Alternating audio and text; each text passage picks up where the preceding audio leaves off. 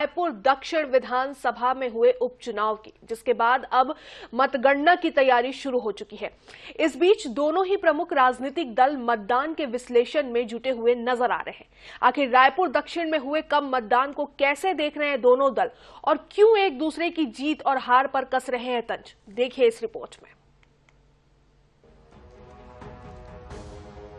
छत्तीसगढ़ की सबसे high profile सीटों में शुमार रायपुर दक्षिण में उपचुनाव के दौरान दोनों ही सियासी दलों ने पूरी ताकत झोंक दी। चुनाव अभियान से लेकर मतदान के दिन तक सियासी दल मैदान में पसीना बहाते नजर आए। हालांकि इसके बाद भी 50.50% ही मतदान हुआ। यही वजह है कि अब कम मतदान का बीजेपी और कांग्रेस के दिग्गज नेता बड़ी बारीकी से विश्लेषण करने में जुटे हुए हैं। बीजेपी ने मतदान खत्म होते ही बैठक कर बूथों से आई जानकारी के आधार पर जीत का दावा किया और सांसद बृजमोहन अग्रवाल, मंत्री श्याम बिहारी जायसवाल की मौजूदगी में कार्यकर्ताओं ने आतिशबाजी की। वहीं कांग्रेस ने शुक्रवार को सभी वार्डों के कार्यकर्ताओं की बैठक की और बूथों से आई डिटेल्स की भी बड़ी गंभीरता से समीक्षा की। वहीं पीसीसी चीफ दीपक बैज ने सभी वार्ड प्रभारियों से भी मतदान का फीडबैक लिया। इस दौरान कम मतदान को लेकर भी लंबी चर्चा हुई।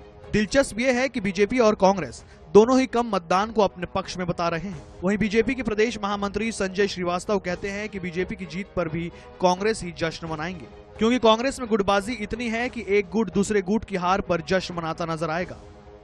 कल हमारे तमाम 19 प्रभारियों के साथ हमारी बैठकें हुई, चर्चाएं हुई।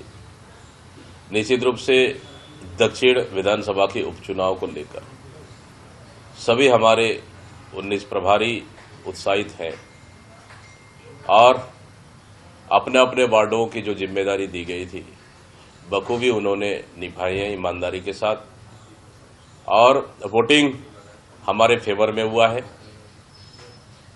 कुल मिला के दक्षिण विधानसभा उपचुनाव कांग्रेस जीत रही है। कांग्रेस के नेता जश्न की तैयारी कर रहे हैं, अपने हार के जश्न की तैयारी भी करते हैं और कर रहे हैं, अपने हार के जश्न की तैयारी कर रहे हैं। इसलिए कि यदि कांग्रेस हारती है तो उसमें से 80% जो कांग्रेस के कार्यकर्ता या नेता खुश होते हैं, क्योंकि वो दलगत आधार पर काम नहीं करते हैं, वो गुटी आधार पर कांग्रेस के अंदर में राजनीति होती है।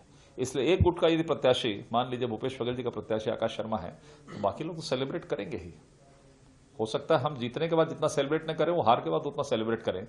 रायपुर दक्षिण उपचुनाव में जनता का जनादेश ईवीएम में कैद हो चुका है, लेकिन कम मतदान ने जहां सियासी दलों की चिंता बढ़ा दी है, वहीं परिणाम को लेकर अटकलों का बाजार भी गर्म नजर आ रहा है।